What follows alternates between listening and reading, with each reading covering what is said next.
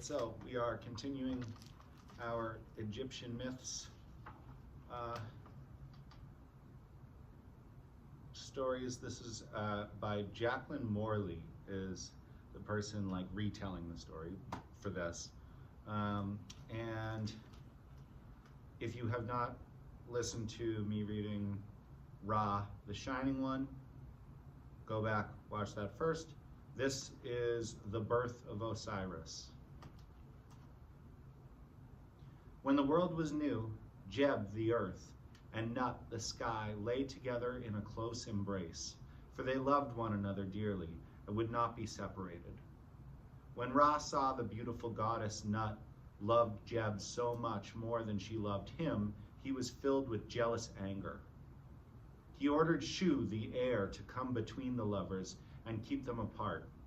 At Ra's command, Shu raised Nut's body above the head on outstretched arms and kept her there, so that the sky arched high over the earth. Nut could now only gaze down longingly at Jeb, since she could not touch him, only with her feet, which still rested on the eastern horizon, and with her fingertips, which she stretched down towards him in the west.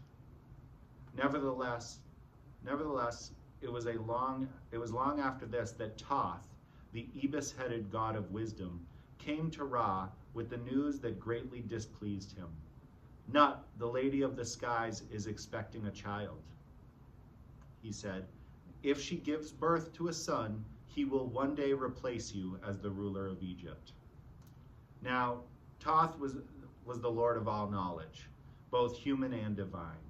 He was master of all the arts and sciences, and it was he who taught the people of earth the art of writing and the use of numbers.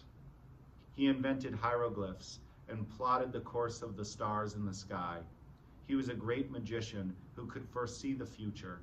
So Ra was angry and troubled when he heard Thoth's words, for he knew it would come to pass unless he could find a way around them.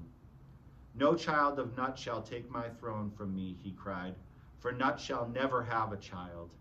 I, who created time and divided the years and numbered the days of the year to be 360, now curse Nut with this curse, that she shall not be able to give birth in any hour of any day in any year, neither in this year nor in any year to come. Ra was triumphant, for he imagined that in his cleverness he had found a way to defeat Thoth's prophecy. Even though its words might be true, their truth could not matter. Nut heard Ra's words and wept bitterly. Her grief was so great that all the gods felt sorry for her. But they knew that the words of Ra could never be unsaid. Thoth was especially moved by her tears, for he loved Nut, and it was his prophecy that caused her sorrow. He told her not to lose all hope, for he had a scheme in mind that would defeat Ra's curse. Thoth went to his friend Khons, the moon god, and suggested that they should while away the night in playing draughts. I think it's draughts? I'm not actually sure. D-R-A-U-G-H-T-S. Draughts? We're going to say draughts. Khons was ready for a game, but the loser pays a forfeit, Thoth said. Very well, agreed, said Khons. So they settled down to play, and Thoth won the first game easily. What do I have to pay you? Asked Khons. Just a little of your moonlight, Thoth replied. Khons smiled at this, for he had plenty of moonlight to spare. He paid the forfeit and demanded another game, for he was determined to beat Thoth sooner or later. They played a second game, then another and another. The result was always the same, for Thoth was a player that nobody could beat. Khons was forced to part with more and more moonlight. His beams grew weaker and weaker until they could hardly light the night at all. From the time that unlucky draughts game, the moon was not able to shine as brightly every night as it used to. It has to hoard its light carefully, and some nights are very dark.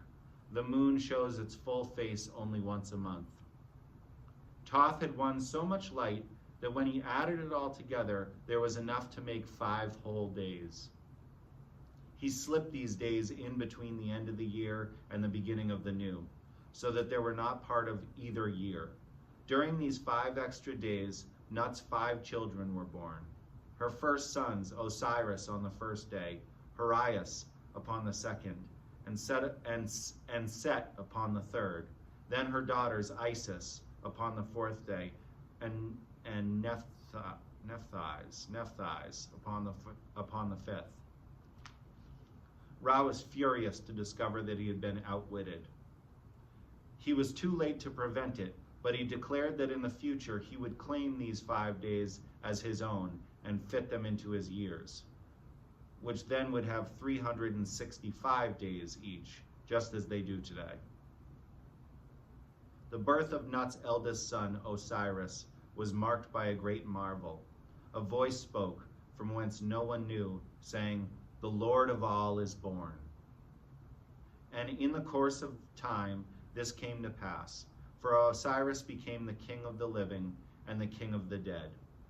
How this happened, the next 4 stories will tell. In the meantime, Nut entrusted her firstborn to Thoth, who brought him up in a secret way, away from the anger of Ra. Okay, see me next time.